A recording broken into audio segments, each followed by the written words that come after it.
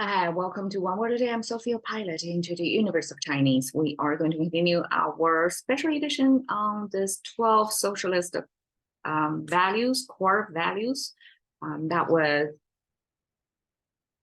probably overpainted now, but was painted by a bunch of Chinese students on the Brick Lane graffiti wall in Britain. And that brought to a big discussion among the Chinese communities, at least, and reported on the English-speaking media as well of this,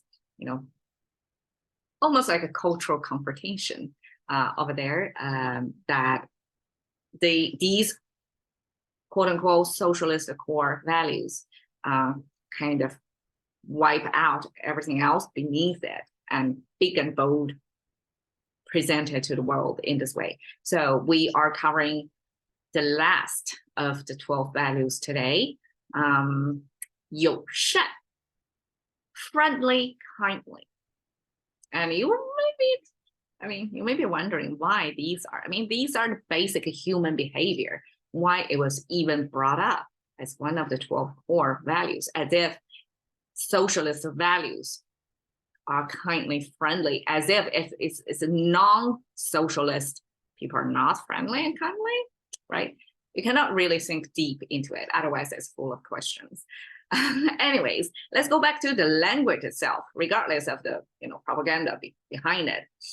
有 made up of two three-finger hand symbols. And because, okay, you see both of them coming from the right side of the frame, that means it's right hand. There are other characters in Chinese that both left and right hands shows that this is one person's left and right hand. It's double hand.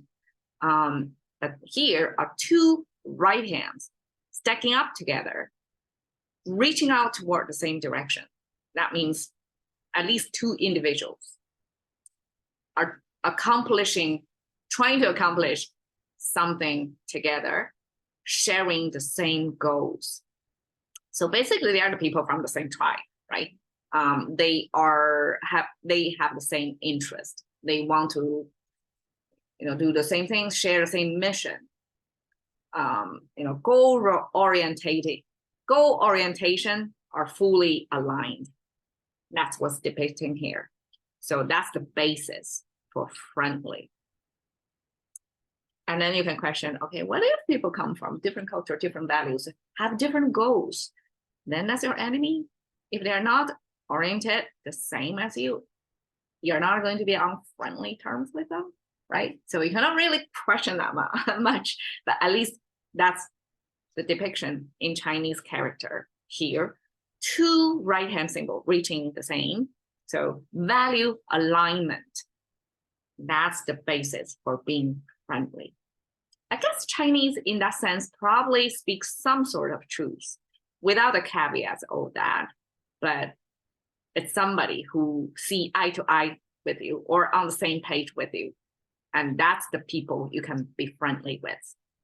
Okay, 善, we have the sheep or lamb symbol. That's the feature of the lamb, two horns, three horizontal lines. That means the fluffy hair or fur from the lamb, and one elongated foot. This obviously was not reality based because no lamb have such a long foot. There are no lamb models, right? To have long leg, the long lamb models, simply because it was paired with two tall standing characters. That's kind of mirror image on each side. That means speaking on each side, because it kind of served as an umbrella, right? To shelter the two speaking underneath it.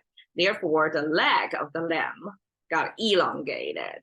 So here, I just want to point out that language formation, at least based on this icon-based, like a visual-based language, that is not all the time reflecting reality.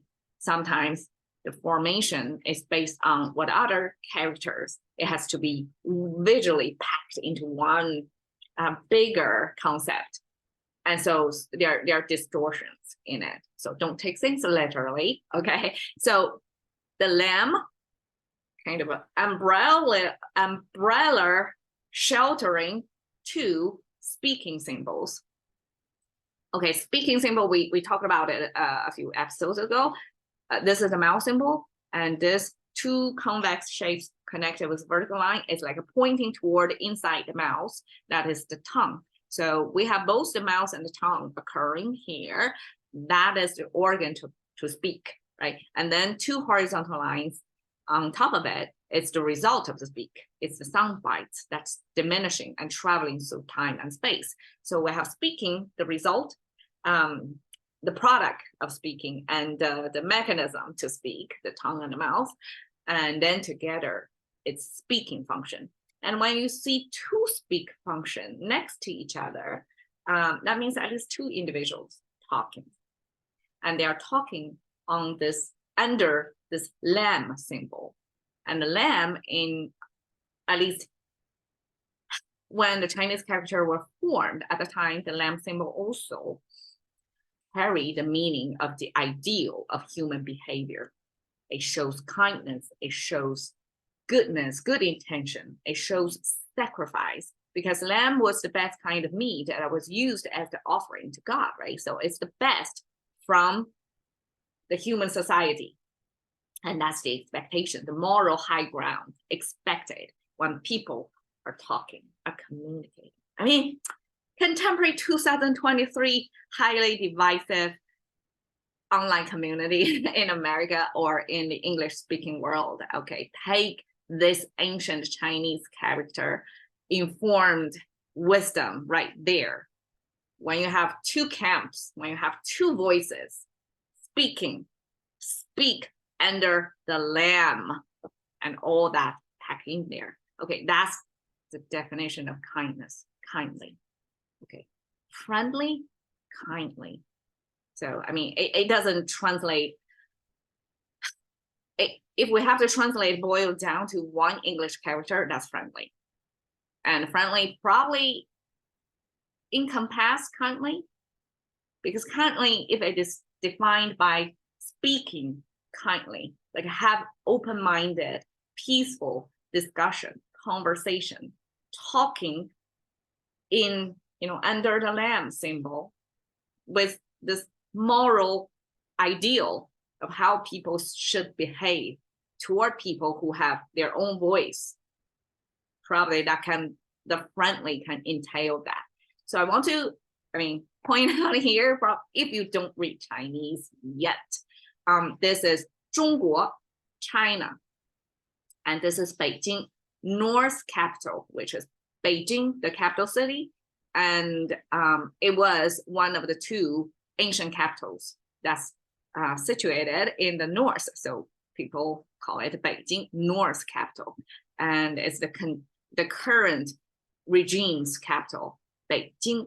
And you can see Beijing 2008, because it was Olympic Games held in 2008. When I was in China, that was such a huge deal because the Peking or Beijing was picked as the hosting city for Olympic Games for 2008. That was decided a long time ago. So all that years leading up to it, the whole China society had this transformation almost, at least through the collective government, like state sponsored programs to encourage people to learn English, to be more friendly toward people, speaking a different language from different places.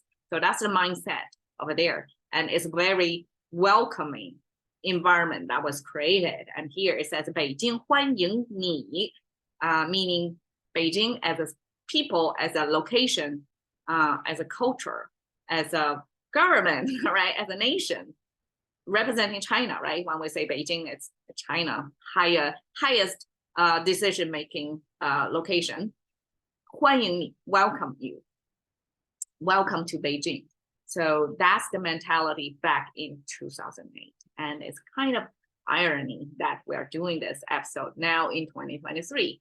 The de-risking or decoupling is happening and the China environment over there, as far as I can tell on the media report is kind of a more isolation, toward unwelcoming, unfriendly atmosphere over there. So it's kind of a negation almost to whatever is a socialist core value represent here. 友善 is